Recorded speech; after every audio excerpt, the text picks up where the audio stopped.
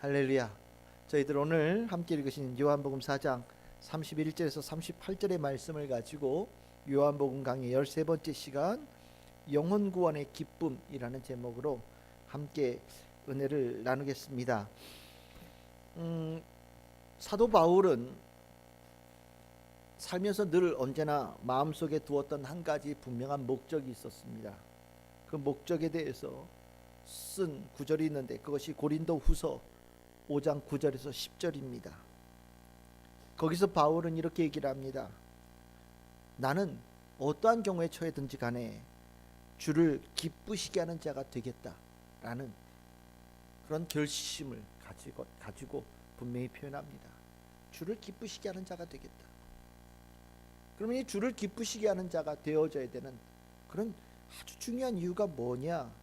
그것은 10절에 얘기를 합니다. 우리가 반드시 그리스도의 심판대 앞에 나타나게 되어질 때가 있는데 그 주님께서 심판하시는 그 자리에서 주님께 기쁨이 되어지는 자는 예수 그리스도께서 그를 의로운 자로 선한 자로 받아주실 것이고, 그렇지 못한 자는 실은 주님께서 영원한 심판으로 내보내실 것이다라는 것을 알기 때문에 나는 언제나 이 땅에 살면서 주님께 기쁨이 되어지는 자, 그 삶의 목표를 분명하게 정하고 계속해서 나가겠다라고 결심합니다. 아주 중요한 거지요. 주님께 기쁨이 되어줘야 되겠다. 내가 주님의 기쁨이 되어지는 삶을 살겠다. 이러한 결심은 정말로 그의 삶에 엄청난 차이를 가져옵니다. 주님의 기쁨이 되어지는 삶은 그 삶의 다른 것으로는 비할 수 없는 귀한 열매들이 있어요. 바울은 그것을 안 거예요. 마지막 때에 주님께서 우리를 보시면서 내가 너의 살아가는 모습을 보며 기뻐했었다. 내가 너를 하루하루 보는 가운데 그것이 나에게 큰 즐거움이었다라고 이야기될 수 있는 사람은 정말로 하나님 주님께서 허락하신 최고의 복을 영생을 누리는 은총이 있는 자가 될 것이다. 바울은 분명히 얘기하고 있습니다. 이 주님을 기쁘시게 하는 자, 바울이 얘기했던 이 주님을 기쁘시게 하는 삶, 오늘 요한복음에 아주 명확하게 나오는 이 한 사람이 있는 거지요. 우리가 지난 우리 요한복음 우리 강의 12번째 시간에 우리 나누었던 그 여자 있지 않습니까? 사마리아 여인, 수가에 산다라고 하는 그 사마리아 여인. 이 사마리아 여인은 주님을 기쁘시게 하는 그 사람이었어요. 예수님이 어떠셨습니까? 지치셨다고 얘기를 했었죠. 실은 길을 걷는데 피곤하기도 하시고 배가 고프기도 하시고 또 성경에는 글쎄요 목이 마른 예수님처럼 보여나기도 합니다. 그런데 지금 제자들이 먹을 것을 구하러 멀리 갔다 돌아오고 나서 예수님께 어렵게 구한 먹을 것을 내놓는 거예요. 왜 어렵게 먹을 것을 구했겠습니까? 유대인들은 사마리아 사람들 상종하지 않았거든요. 사마리아 한가운데 있으면서 먹을 것을 구하러 다녔으니 쉬운 건 아니겠지요. 근데 어쨌든 먹을 것을 구해서 예수님께 가져왔어요. 근데 예수님의 얼굴이요 완전히 달라져 있는 거예요. 조금 전까지는 우리 분명히 헤어질 때에는 지쳐 보이시고 배고파 보이시고 목마르신 것처럼 보였는데 지금 와서 보니까 얼굴이 환한 거예요.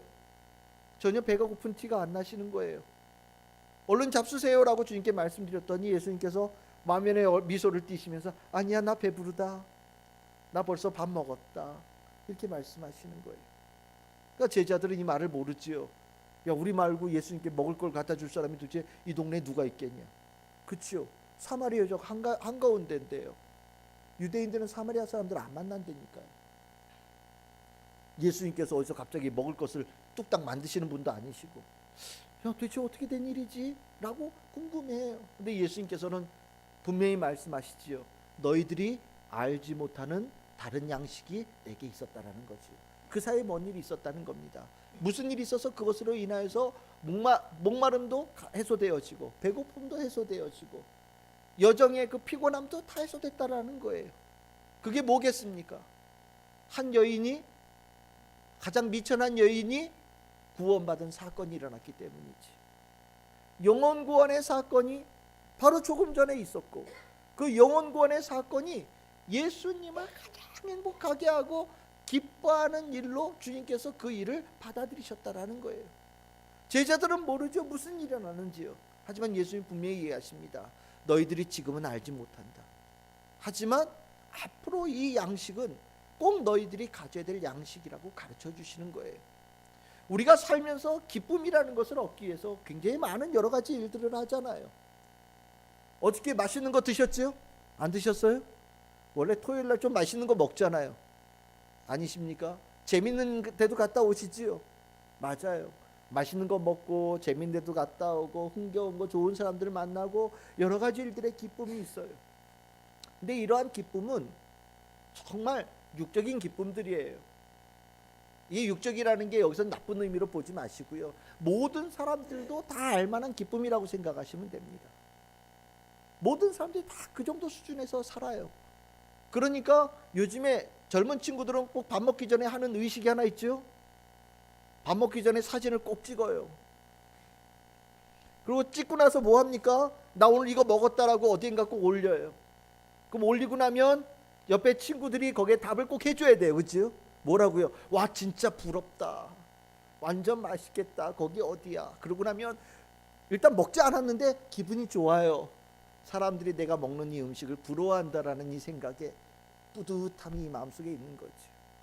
근데 이런 기쁨들 누가 조금 있다가 나는 실은 요만한 한 그릇 가지고 사진 찍어 올렸는데 누가 한 10그릇 정도 되어지는 거 찍어 올리면 이제 그 다음서부터는 더 이상 기쁨이 안 되는 겁니다. 오라 나보다 더 맛있는 거를 먹은 사람이 있네. 기분이 확 잡치죠. 정말 이게 세상의 기쁨이에요. 세상의 기쁨은 늘 언제나 경중이 있고요. 비교가 되어지면서 늘 언제나 그 기쁨이 쭉 가지를 못하고 좀 지나서 사그러들고 오히려 그 마음속에 불편함을 갖게 만드는 기쁨이 있어요. 모든 사람들이 다 알고 있는 기쁨이 그런 수준이에요. 근데 예수님은요, 우리에게 그런 기쁨으로 사는 차원이 아닌 다른 차원의 삶을 살 수 있다라고 우리에게 말씀하여 주십니다. 아니요, 살 수 있다라는 것이 아니라 그렇게 살아야 된다라고 말씀하셔요. 그게 무슨 기쁨입니까? 영혼 구원의 기쁨이라는 거예요. 여러분들 영혼 구원의 기쁨 혹시 뭔지 아시지요? 영혼 구원의 기쁨이 뭔지 여러분들 분명히 알고 계시지요? 이 여자 보십시오. 영혼 구원의 기쁨이 얼마나 큰지. 자기가 구원을 받았어요. 내 안에 주의 능력이 들어온 거예요. 얼마나 고민이 많았던 여자예요. 남편이 몇 명이었다고요? 과거가 5이고 현재 남편까지 하면 6이에요. 버림받았던 여자고요. 정말 그 누구도 만나주려고 하지 않는, 이런 표현이 어떨지 모르지만 더러운 여자예요. 사람들의 눈을 피해서 살았던 사람이거든요. 지금 있는 남편도 뭐 말로는 남편이지만 사랑을 주고받는 사이에 그런 남편이 아니기 때문에 아무 의미가 없이 오히려 상처를 더 주는 관계지요. 근데 이 여인이 예수님을 만나고 난 다음에 구원의 기쁨을 얻고 난 다음에 완전히 달라지잖아요. 그렇죠? 이제 더 이상 무시당한다라는 그런 생각 갖지 않고 사는 거예요. 왜요? 진짜 남편을 만난 거죠. 나를 정말 사랑해 줄 그분을 만난 거죠. 또 이 여자는 더 이상 좌절감에 살지 않아요. 과거에 6번째 아픔이 있었을지 모르지만 완전히 자기를 구원해 주시는, 모든 삶의 아픔으로부터 자기를 건네주시는 예수님 하나님을 만난 거예요. 그러니까 이 안에 파도처럼 밀려오는 하나님의 은혜를 확 경험한 겁니다. 한 번이 아니에요. 파도라는 게 그렇잖아요. 밀려오고 또 밀려오고 계속 밀려오는 겁니다. 이 안에 계속해서 주의 은혜가 그의 삶의 침투에 들어오는 이 쾌감을 이 여자가 알았어요. 세상의 눈으로는 하나도 변한 게 없어 보일지 모르지만 이 안에서 일어나는 구원받음에 대한 확신, 내 영혼이 자유로워졌다는 확신이 이 여자를 완전히 변화시킨 거예요. 육적으로는 더러울지 모르지만 육으로는 도저히 가늠할 수 없는 영혼의 새로운 삶이 그에게 열린 거지요. 그리고 이 여자는 어떻게 합니까? 물동이를 내던지고 동네로 쫓아 들어가는 거 아닙니까? 쫓아 들어가서 내가 그리스도를 봤다고요, 나를 구원해 줄 이를 만났다고 전하기 시작합니다. 바로 이거예요. 영혼의 구원의 기쁨은요, 혼자서 간직할 수 있는 정도의 기쁨이 아니에요. 영혼 구원의 기쁨은 이 안에 폭발적인 힘을 가지고 있으면서 나 혼자 감당할 수 없어서 이것을 누군가에게 전해주어야 될 수밖에 없는 기쁨의 크기를 가지고 있습니다. 주님께서는 그 기쁨 알아야 된다라고 얘기를 하시고요, 그 기쁨의 삶을 너희들이 알 때 비로소 누구도 침범할 수 없는 기쁨의 삶을 너희들이 누릴 수 있게 된다라고 주님께서 얘기하시고 계시는 겁니다. 우리가 봉사를 하고 섬긴다라고 얘기할 때 그걸 기쁨이라고 얘기하는 거 참 쉽지 않지요. 그런데 우리 여기 어머니 아버지분들 계시지만 아이 기르면 어떻습니까? 정말 기쁘지 않아요. 전에 같았으면 아이고 어디 손가락에다가 응가를 묻혀요, 그치요? 근데 자기의 응가는요, 어머 색깔이 너무 이쁘고 냄새도 얼마나 구수한지, 그치요? 울어도 이쁘고 웃으면 더 이쁘고 자면은 더 이쁘고, 천사 같고. 이 아이를 위해서 자기가 잠을 못 자도 너무 좋은 거예요. 섬기고 봉사하고 양육하고 그 아이가 조금씩 커가는 이 모습을 볼 때 부모는 한량없는 기쁨을 갖게 되어지죠. 그리고 나서 깨닫는 거예요. 뭐가 되는 거예요? 어른이 돼가는 겁니다. 전에는 나를 위해서 사는 거예요. 연애할 때는 남자친구는 나를 행복하게 만드는 남자친구가 최고지요. 여자친구는요, 나를 돋보이지 않은 여자친구가 최고고, 막 이런 느낌으로 자기를 위해서 살다가 비로소 엄마 아빠가 되어지고 나면 헌신하고 봉사하고 누군가를 키워가고 성장하는 모습을 보면서 기뻐하는 새로운 삶의 단계를 경험하게 되어지죠. 그래서 이 정도 되어지고 나면 어른이 되는 거죠. 옛날 같으면 이제 장가하고 난 다음에 뭐 하는 겁니까? 상투 트는 거지. 어른이 된 거지. 애가 아니라. 바로 이겁니다. 우리가 인생을 살면서 누군가를 키워가고 양육하고 헌신하는데 새로운 차원의 인생의 단계를 접어든다면 더 큰 이것과 좀 다른 차원의 인생의 새로운 영역이 열리기 시작하는데, 그 영역은 무엇이냐? 영혼 구원의 기쁨을 깨닫게 되어지는 삶을 알게 되어질 때 정말로 주님께서 우리에게 주고자 하는 변치 않는 기쁨, 하나님을 기쁘시게 하고 주님을 기쁘시게 하는 삶의 길을 알기 시작하게 되는 거예요. 여러분들 전도해 보셨지요? 전도해 보셨지요? 누군가 주님께로 인도하고 그에게 복음을 전하여서 여러분들 그 일들 다 해보셨지요? 전도, 요즘 얘기하면 전도 얘기하면 귀찮아. 나 혼자 교회 가기도 귀찮은데 누가 하나 쫄래쫄래 쫓아오면 귀찮아. 누구 데리고 가면 신경 쓰여. 시간 들고 돈 들고 마음 들고, 야 또 교회 나온다고 그랬다가 또 그 다음 주에 안 나온다고 그러면 기분 굉장히 나빠지고. 그래서 요즘 사람들 자기 위주로 살다 보니까 실은 전도 잘 안 하려고 그래요. 그런데 여러분들 분명하게 기억하셔야 됩니다. 영혼 구원의 확신을 가진 사람은 내 입에서 주의 복음이 전하여지고 전도의 삶이 끊이지 않아요. 전도의 삶을 갖는 것이 얼마나 귀한지를 모릅니다. 그럼 왜 전도가 왜 중요하냐? 오늘 예수님께서 그것을 가르쳐 주는 거예요. 너희들 제자들아, 너희들도 이러한 기쁨을 알기를 원하는데 이 전도, 복음을 전하는 영혼 구원을 하는 것이 왜 중요하냐? 여러분들 4장 34절 이렇게 나옵니다. 뭐라고 얘기하십니까? 나를 보내신 이의 뜻을 행하고 그의 일을 온전히 이루는 것이기 때문이다 라고 얘기를 합니다. 뭐라고요? 나를 보내신 이의 뜻을 행하고 그 일을 온전히 이루는 것이 바로 이것이기 때문에, 이것이 뭡니까? 영혼 구원이 바로 그것이라고 얘기를 하고 계셔요.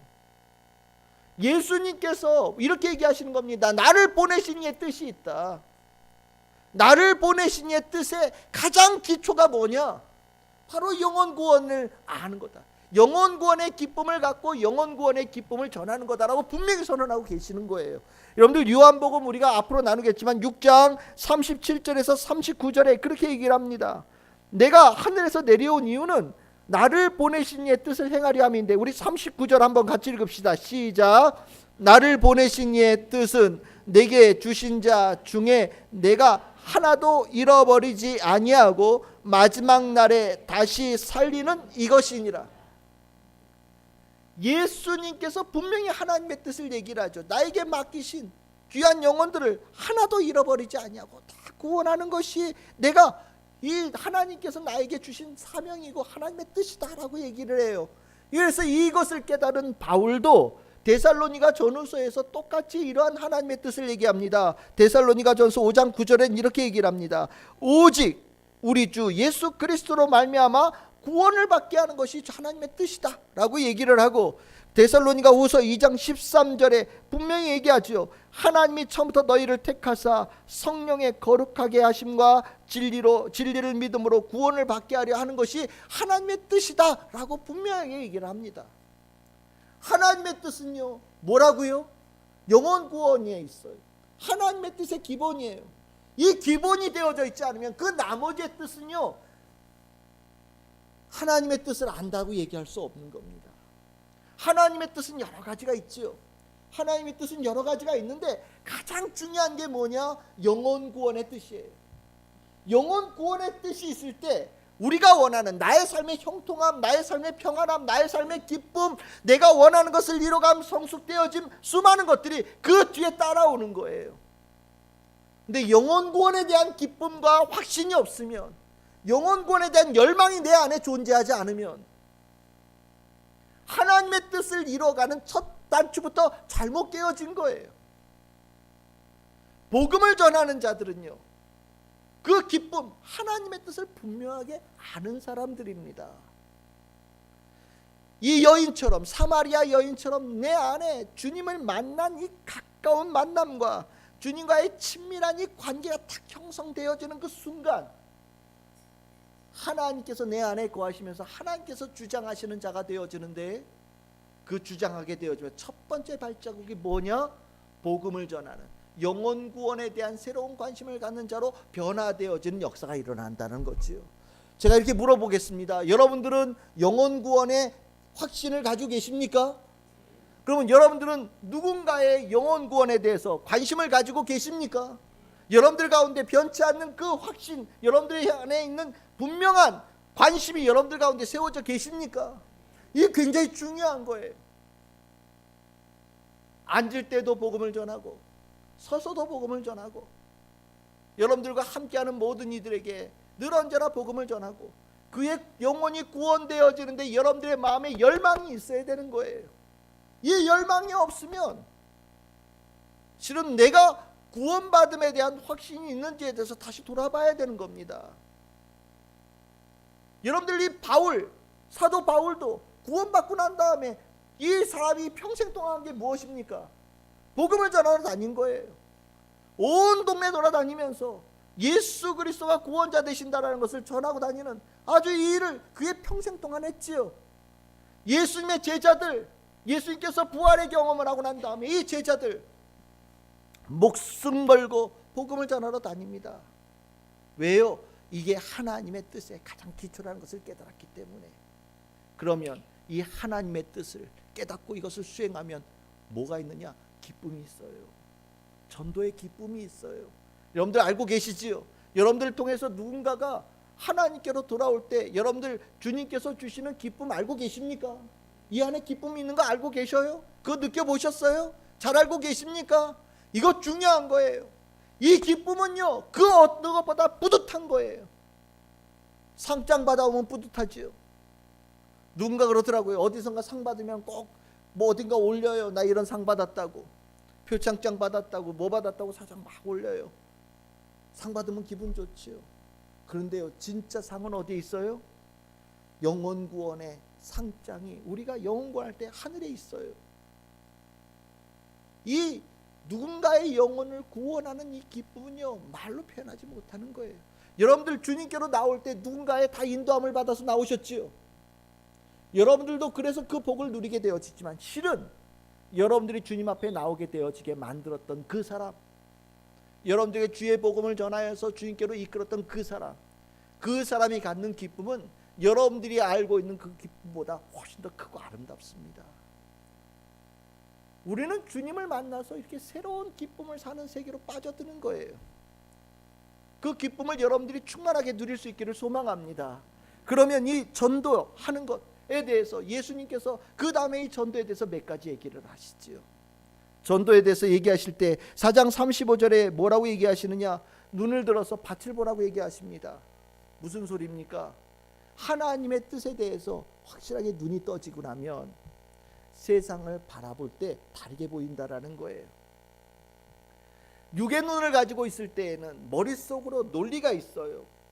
씨를 뿌리고 나면 조금씩 자라서 열매가 몇 달 정도 걸리면 나오냐, 넉 달 정도 걸리면 나온다라고 생각을 하죠. 그래서 복음을 전하고 나면 씨가 뿌려졌으니까 넉 달 지나면 나오겠구나, 머릿속으로 여러 가지 생각을 하고 계산을 하고 뭔가 머릿속으로 추리를 해갑니다.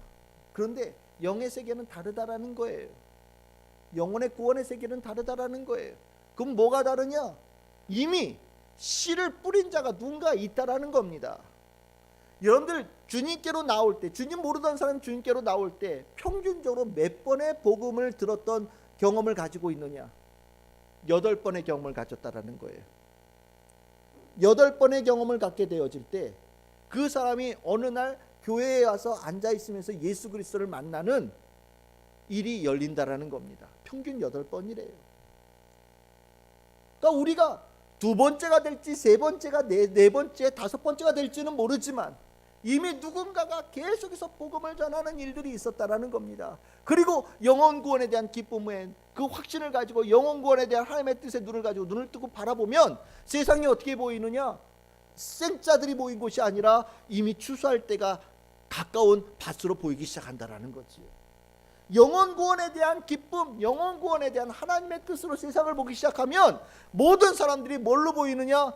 하나님께 구원받아야 될 사람들, 전도하여서 그의 삶에 새로운 변화가 일어나는 축복을 받아야 될 사람들로 보이기 시작한다라는 거예요. 사람이 뭘로 보이냐? 굉장히 중요해요. 여러분들, 사람은 어떤 사람들을 보면 돈으로 보는 사람들도 있어요. 저 사람 돈 있는 사람인가 아닌가 이렇게 쳐다봅니다. 돈으로 보이면 친하게 지내고요, 돈 안 되면 전화 안 받아요. 어떤 사람은 저 사람 재밌는 사람인가 아닌가 이렇게 쳐다보는 사람도 있어요. 재밌는 사람이면 또 만나고 싶은데 재미없는 사람이면 안 만나고 싶어하지. 저 사람은 나랑 친구 될 만한 사람인가 아닌가 이렇게 쳐다보는 사람도 있어요. 어느 정도 사는지, 수준이 어느 정도 되는지 보려고 하는 사람도 있죠. 근데 다 육적인 눈이에요. 예수 그리스도의 눈을 갖게 되어지면 다 사람들이 뭘로 보이냐? 구원받은 사람과 구원받을 필요가 있는 사람 둘로 보입니다.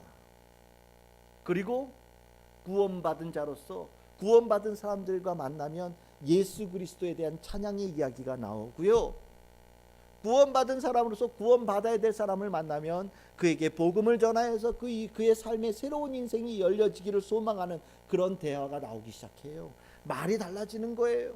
대화가 달라지는 거예요. 삶의 주제가 달라지는 거예요. 그러면서 내 안에 솟아오르는 기쁨은 그 어떤 것으로도 비교할 수 없는 기쁨이 이 안에 올라오기 시작합니다. 여러분들, 눈만 뜨면 복음을 전하러 다니는 분들 계셔요. 왜 그렇게 할 수 있느냐? 이 안에 누구도 모르는 그 기쁨을 알기 때문입니다. 이 안에 복음을 전할 때 주님께서 이 안에 내 안에 채우시는 기쁨이 얼마나 크고 아름다운지를 분명히 알기 때문에 복음을 전하러 다니는 거예요. 그러면 복음을 전하러 다니면 어떤 일이 벌어질까요? 복음을 전할 때 우리 때 눈을 볼 땐 우리 전도지도 나눠주고 예수 믿으세요. 지난주에 우리 아이들 달걀 나눠줬지요. 그렇지요? 부활절이에요. 예수님께서 부활하셨어요. 그러면 어른들 중에 어떤 사람들은 달걀 보면서 받는 사람들도 있어요. 오늘 벌써 부활절이에요. 달걀 먹을 날이네. 뭐 이러면서 받는 사람도 있을지 모르지만, 누군가는 그 달걀을 받을 때 이 안에 잊어버렸던 예수님을 다시 떠오르는 사람도 있고요, 우리가 복음을 전할 때 누군가의 삶에는 그의 삶을 지배하고 있는 사단마귀가 떠나가는 역사도 경험할 때가 있습니다. 여러분들, 누가복음 10장 21절에서 24절에 보면, 누가복음 10장 17절에서 24절에 보면 예수님께서 72명의 제자를 파송했었던 얘기가 나와요. 전도 여행을 보낸 거예요. 근데 이 제자들이 72명의 제자들이 쭉 복음을 전하러 갈 때 돌아와가지고 완전히 신이 났어요. 완전히 신났어요. 왜요? 여러분들, 저기 앞에는 안 나와있지만 이렇게 하면 17절에 얘기합니다. 70인이 기뻐하며 돌아와서 이렇게 얘기합니다. 주여, 주의 이름으로 복음을 전했더니 어떤 일이 일어났냐? 귀신들이 우리에게 항복하는 것을 내가 봤습니다 라고 얘기를 합니다. 아주 이 안에 완전히 자신감이 충만해가지고 돌아온 거예요. 여러분들 잘 생각해 보십시오. 이 사람들 무슨 능력을 가진 사람들이에요? 능력 없지요. 예수님 쫓아낸 지 얼마나 됐어요? 얼마 안 됐어요. 근데 이 사람들이 처음에 예수님과 떨어져서 따로따로 둘씩 짝지어서 복음을 전하러 내보낼 때 얼마나 걱정됐겠어요. 근데 가봤더니요, 육의 눈으로 볼 때는 아무런 변화가 일어나지 않는 것처럼 보였을지 모르는데 이들의 눈이 띄어졌어요. 이게 하나님의 뜻이라는 걸 안 거예요. 그러고 나서 보니까 어떻게 되냐, 사람이 겉으로 내가 복음을 전할 때는 그냥 무덤덤하게 보이는데 영의 눈으로 보니까 그에게 지배하고 있던 사단 마귀가 뚝뚝뚝 나가 떨어지는 게 보이기 시작하는 거예요. 복음지를 전하고 예수를 전하고 할 때 그 삶을 지배하던 사단 마귀가 쫓겨나는 역사를 영의 눈으로 보기 시작하니까 이 복음을 전하는데 용기가 생기는 거예요. 되는구나, 예수의 이름으로 전하니까 이게 되는구나 라는 것을 깨달은 거예요. 그러면서 돌아올 때 너무 기뻐서 돌아왔습니다. 예수님께서 거기서 뭐라고 얘기하시느냐, 나도 봤다라고 얘기합니다. 너희들이 18절에 보시면 사단이 하늘로부터 번개같이 떨어지는 것을 내가 보았다라고 얘기하시죠. 제자들도 그 일을 행하였고 예수님도 같이 계시지 않았지만 영의 눈으로 사단 마귀가 떨어지는 것을 보신 거예요. 그리고 나서 기도하십니다. 주님, 이 아무것도 아닌 자들에게 그런 놀라운 은혜를 경험하게 하시고 힘을 주시니 감사하다라는 거죠. 얼마나 기쁘셨으면 21절에 이렇게 얘기합니다. 예수께서 성령의 충만함으로 기뻐하시며, 여기서 기뻐한다는 얘기를 여러분들 좀 더 중요하게 부각하면 이렇게 표현하면 되겠습니다. 우리말로 표현할 때 기쁜 것이 정말 기쁘게 커지면 우리말로 이런 거, 신명난다 이런 거 있잖아요. 막 깽가리 막 두들기고 막 노래 부를 때 막 신명나게 막 노는 거 있잖아요. 예수님께서 어린아이처럼 방방 뛰시는 거예요. 너무 기분이 좋아서.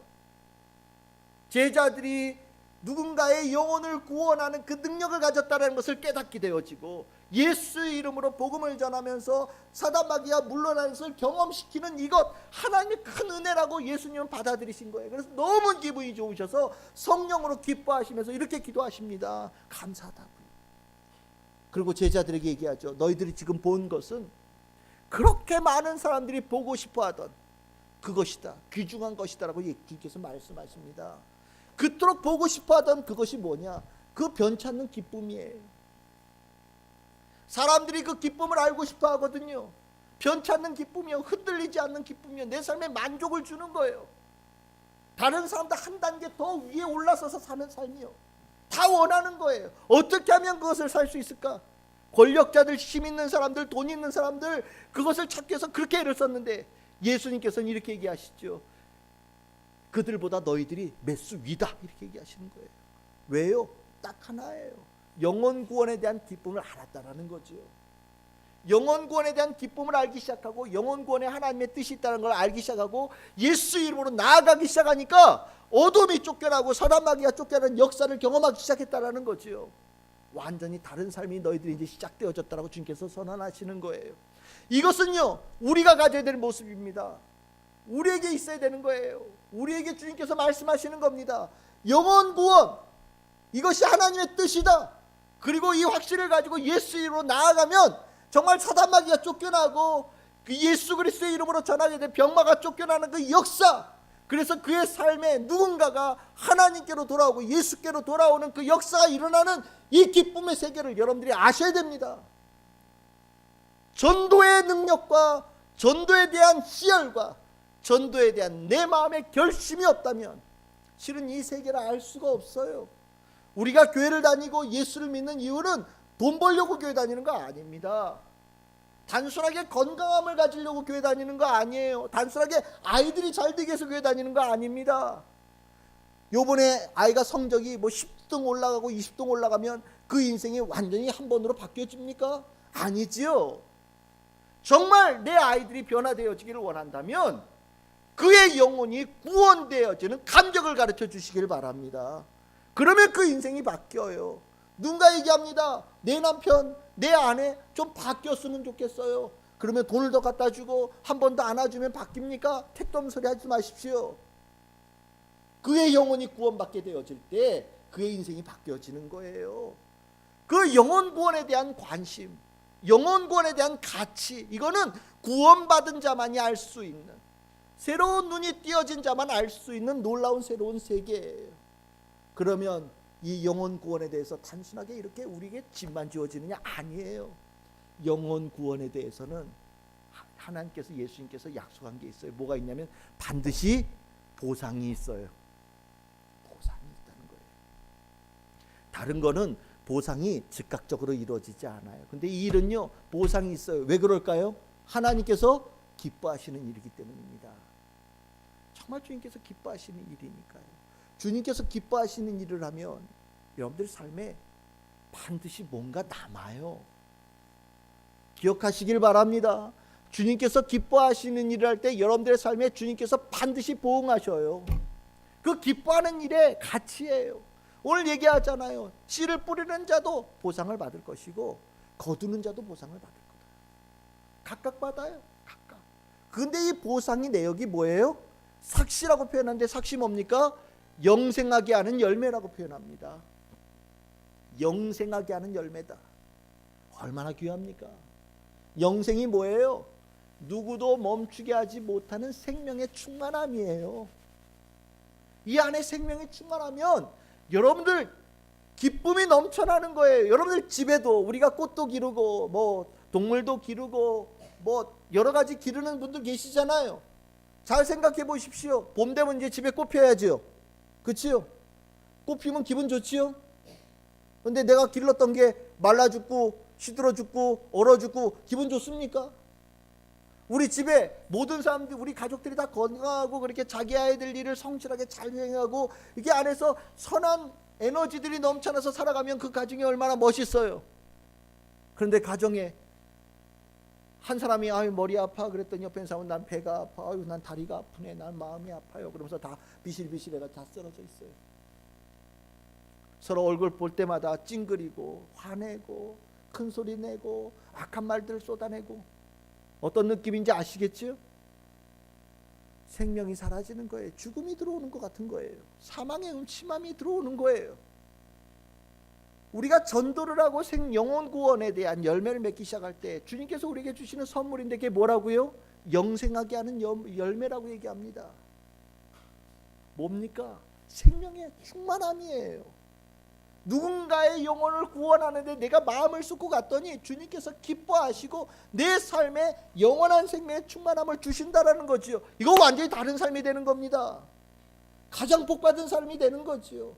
주님께서는 이 전도에 대한, 영혼 구원에 대한 과제를 우리에게 얘기하시면서 이것에 대해서는 예수님께서 특별하게 내가 너희에게 보응하겠다라고 얘기하셔요. 저는 이것이 여러분들이 신앙생활하면서 누려야 될 하나님의 뜻이고 여러분들이 이 땅에서 이루어야 될, 온전히 이루어야 될 주의 일이라고 저는 분명히 믿습니다. 우리는 그 힘을 절대 놓치면 안 돼요. 내 사랑하는 가족들을 향한 영혼 구원에 대한 관심을 내 마음속에 늘 충만하게 가지고 있어야 됩니다. 내 사랑하는 남편, 내 사랑하는 아내, 내 사랑하는 부모, 내 사랑하는 형제들에 대한 영혼 구원에 대한 마음이 이 안에서 여러분들 안에 충만해야 돼요. 남이라고 생각하지 마십시오. 그가 영원히 구원되어질 때 여러분들한테 구원의 기쁨이 있어요. 여러분들 우리나라 기독교 초기 교회의 모습은 이런 모습이 아주 충만합니다. 우리나라에서 최초로 목사 되어진 분의 이름이 혹시 여러분들 이름 아십니까? 모르시지요? 김창식이라고 하는 목사님이십니다. 우리나라 사람 최초로 목사님 되신 분이에요. 1901년에 감리교에서 목사 받으신 분입니다. 근데 이분이 어떤 분이냐? 머슴 출신이에요. 황해도 사람인데 아주 찢어지게 가난한 농부집에서 태어났습니다. 그래서 집에서 살다가 도저히 못 견뎌서 15살에 가출했어요. 15살에 가출해가지고 전국을 안 가본 데가 없대요. 시장을 돌면서 물건 나르는 사람, 이런 일도 하고 온갖 잡스러운 일을 다 한 거예요. 전국을 돌아다니면서요. 그러다가 이 사람이 참 이 나이, 이때는 정말 30살에, 지난번에도 30살에 장가간 사람 얘기했었는데 이 사람도 30살에 장가갔어요. 30살에 장가가서 돌다가 한성에 정착을 했는데, 그때 이 우리나라 처음 기독교가 들어왔을 때 흉흉한 소문이 있었습니다. 그게 뭐냐면 선교사들이 집에서 먹을 것 대놓고 애들 가르친다고 해놓고서 애들 불러 모아서 애들을 갖다가 죽인다, 팔아넘긴다라는 흉흉한 소문이 돌았어요. 이게 다 기독교에 대해서 음해하려고 하는 세력들의 거짓말이지요. 김창식이라는 사람이 무슨 마음이 들었는지 모르지만 그 실체를 내가 알아봐야 되겠다라는 마음을 먹었다는 거예요. 그래서 어떻게 하냐? 내가 선교사의 집에 머슴으로 들어가야 되겠다. 내가 머슴으로 들어가서 정말로 이 일이 맞는지를 내가 봐야 되겠다. 그래서 때마침 우리나라에 들어온 선교사가 있었는데 올린거라고 하는 선교사예요. 그래서 들어가서 마부, 아이들 등하교 시키고 어디 갈 때 말에 태워가지고 끌고 가는 사람이 있잖아요. 그러니까 집에 머슴이지요. 머슴 생활을 한 거예요. 근데 머슴 생활을 하다가 이 사람이 열심히 내가 이 선교사의 진짜 실체를 내가 알아보리라 마음을 먹었으니까 얼마나 열심히 했겠어요. 그러니까 눈에 띄어가지고 뭐가 됐냐? 요리사로 승진했대요. 요리사로 승진했는데 가서 이제 선교사 집안에 이제 같이 있는 거잖아요. 근데 이 사람이 감동을 받은 거예요. 무슨 감동을 받았냐면 이 올린거라는 선교사가 고종을 만날 정도로 높은 사람인데 자기를 너무 인격적으로 잘 대해주는 거예요. 자기가 머슴인데 인격적으로 대해주고 자기를 존중해주는 것에 이 사람이 크게 감동을 받았어요. 그리고 와서 보니까 아이들을 뭐 잡아먹고 팔아먹기는, 아이들에게 교육을 시키고 정말 아이들의 영혼 구원을 하고 이 선교사를 만나서 사람들이 변화되어지는 그 환경을 목격하기 시작한 거예요. 그래서 이 사람이 마음을 바꿔 먹었습니다. 그걸 뭐 하느냐? 내가 세례 받아서 예수 그리스도를 믿는 사람으로 되겠다라고 자기가 마음을 먹고 자기가 영원의 기쁨을 갖게 되어진 거예요. 그리고 나서 이 사람이 아까 젊을 때 뭐 했다고 그랬어요? 온 전국을 돌아다녔다고 그랬잖아요. 그러니까 길을 빠삭하게 하는 거예요. 인간 내비게이션이에요. 모르는 데가 없는 거예요. 그러니까 복음을 알고 난 다음에 이 사람이 가지고 있는 이 기쁨을 누릴 방법이 없어서 온 동네에 돌아다니면서 복음을 전하는 자가 될 겁니다. 그러니까 선교사 입장에서 얼마나 귀해요. 이 사람이 이 사람을 앞세우고 평양에 선교사들이 간 거예요. 평양에 갔더니 평양에 있는 그 관찰사라고 하죠. 기독교로 들어오는 걸 거부합니다. 선교사는 못 들어가는 거예요. 그러니까 이 김창식이라는 사람이 들어가서 거기다가 터도 알아보고 교회 자리도 알아보고 병원 자리도 알아보고 고원 자리도 알아보고 다 한 거죠. 그랬더니 관찰사가 이 김창식을 옥에 가뒀어요. 그래서 죽도록 때렸습니다. 그래가지고 선교사들이 난리가 났어요. 고정한테 가고 난리가 나가지고 이 김창식을 구해냈습니다. 그래서 사람들이 어떻게 했냐? 당시에 관찰사 그러면 최고의 권력자인데, 야, 관찰사보다 기독교가 세구나. 그러면서 오히려 김창식이 매맞고 쭉 떼어진 사건을 통하여서 기독교가 더 커지게 됐다는 거죠. 김창식이 이런 일을 하는데 목사를 맡기 시작하고 나서 이 김창식 목사님이 가졌던 별명이 뭐냐? 조선의 바울이에요. 조선의 바울. 이분이 세운 교회 개수가 몇 개냐? 125개입니다. 어마어마하죠. 한 군데 못 있는 분이에요. 원래 돌아다녔던 분이라서. 자기가 125교회를 세우는 거예요. 교회를 세우고 48개의 교회를 건축했습니다. 대단한 분이지요. 자기의 인생을 헌신한 거예요. 왜요? 자기가 그렇게 영혼구원을 받았어요. 자기의 영혼구원을 받고 이 한민족의 구원의 역사가 일어나길 소망하며 복음을 전하러 단 하루도 쉬지 않고 온전히 설교하고 교회를 세우고 믿는 자를 모으고 그 일을 행한 거죠. 김창식 목사님, 조선의 바울. 저는 이 김창식 목사님 정말 하나님께서 기뻐하시고 예수께서 기뻐하시는 가장 귀한 하나님의 종이라고 믿습니다. 영혼권이 이렇게 귀한 거예요. 그 가치를 알고 난 다음에 멈출 수가 없는 겁니다. 이분은요 끝까지 머슴으로 살았어요. 목사가 됐는데도 머슴이었어요.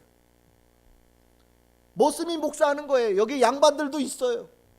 근데 설교할 때 목사인데 내려가서는 머슴으로 되어져서 그 양반들을 섬긴 겁니다. 죽을 때까지 섬겼다는 거예요. 그래서 더 위대한 목사라고 얘기를 합니다. 영혼권을 위해서 예수님께서 이 땅에 오신 것처럼 이 김창식 목사님도 똑같이 그 일을 한 거예요. 우리나라 초기 교회에 이런 일들이 허다합니다.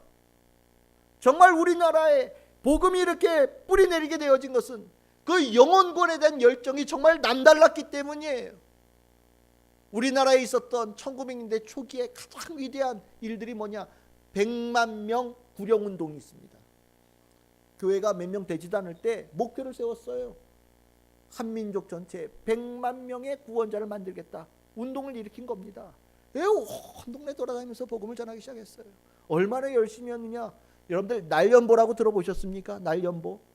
우리 헌금하는 거를 연보라고 하거든요. 옛날엔 연보라는 말을 썼는데, 연보는 원래 물질을 내는 거잖아요. 근데 물질 내는 것 말고 자신들의 삶의 날, 시간을 주님 앞에 드리는 거예요. 날연보. 그래서 자기가 11조 내듯이 하나님 앞에 내가 며칠 동안 헌신하겠다. 나의 날수를 계산해서 며칠을 주님을 위해서 일을 하겠다라고, 그런 선언들이 교회 안에 허다하게 일어났습니다. 여러분들 우리나라에 여선교회, 남선교회 이런 거 있잖아요. 우리나라에 있었던 그 여선교회 시작이 뭐냐? 11조 부인회예요. 저 영변, 저 다 평북 얘기입니다. 부인들이 결단을 한 거예요. 1년이 52주입니다.